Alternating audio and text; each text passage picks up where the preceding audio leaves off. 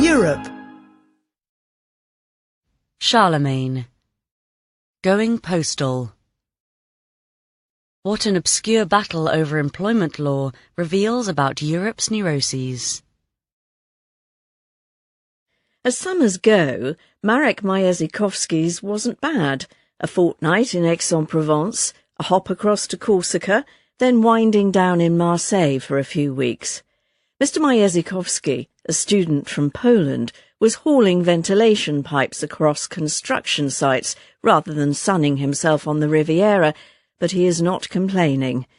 2 months working in France earned him enough to support an entire year of his physiotherapy studies in Poznan. Like almost 500,000 of his compatriots, Mr. Majezikowski was taking advantage of the European Union's rules on posted workers, designed to govern pay and benefits when a citizen from one European country takes temporary work in another. The Polish agency that employed him arranged his work with French clients, covered his transport and housing costs, and organised a 3-week language course before he left. Posted workers pay social security at home rather than in the country of their work.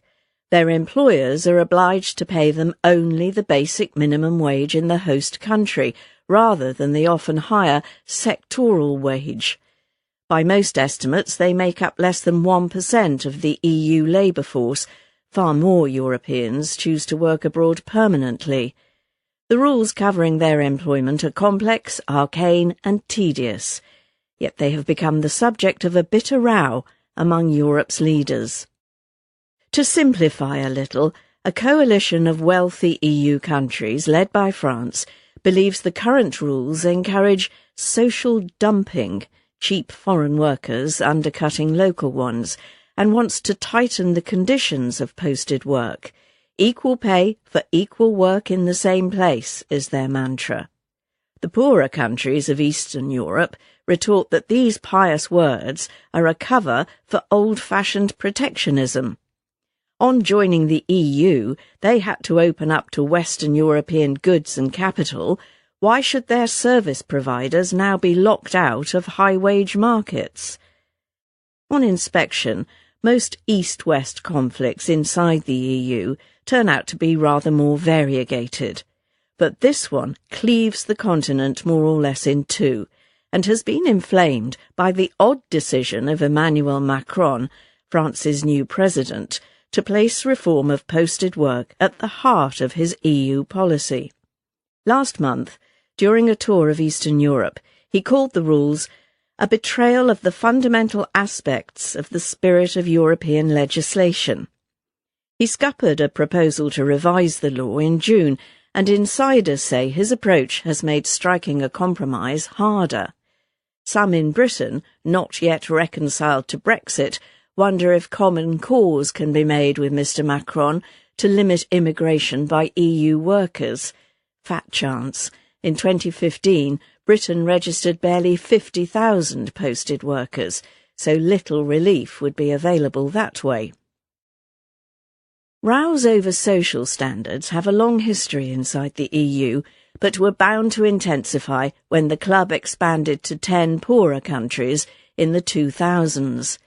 Incomes in the East and West have not converged as quickly as some hoped, and the incentives for workers like Mr. Majezikowski are no puzzle. France's minimum wage is 3 times as high as Poland's. Some sectors are highly exposed. By one estimate, posted workers account for 1/3 of the labour force on construction sites in Belgium, where labour taxes are eye-watering. Chris Peters, the Deputy Prime Minister, says that Belgian workers have been locked out of local jobs, and that smaller firms, which cannot easily hire posted workers, struggle to compete. But legitimately employed posted workers are greatly outnumbered by the unregistered or fraudulent sort. If social dumping is a problem, attacking posted workers does not look like much of a solution. So why all the fuss? Some argue that voters, aghast at seeing their legal protections supposedly undercut by foreigners, will be tempted by political extremism. Some parties are very anti-European, and one reason is that so far we have no solution for the posting of workers, says Mr. Peters. Mr. Macron shares this view. He has pinned the blame for Britain's vote to leave the EU on workers from Eastern Europe who came to take British jobs. Rich countries that choose to erect barriers to cheaper workers from foreign countries might simply end up importing more of their goods or offshoring production, points out Bruegel, a Brussels-based think tank. But a manufacturing plant in a faraway country is less visible than foreign workers on local construction sites or meat processing lines.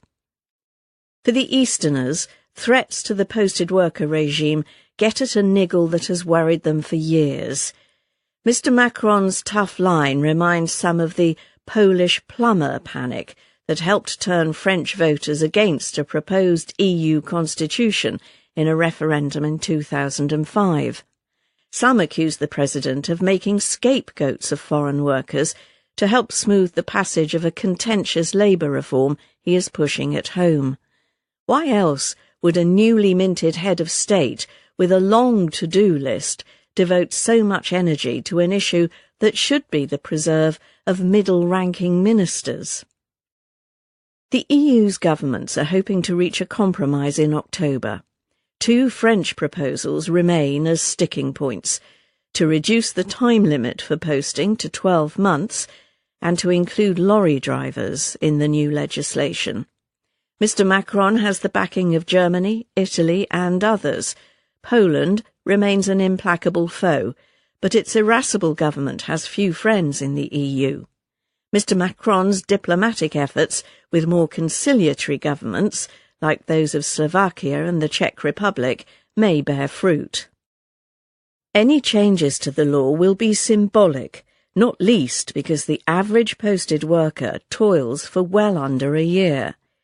But having dedicated himself to this obscure fight, Mr. Macron needs a win as he prepares for the bigger battle to come over reform of the Eurozone.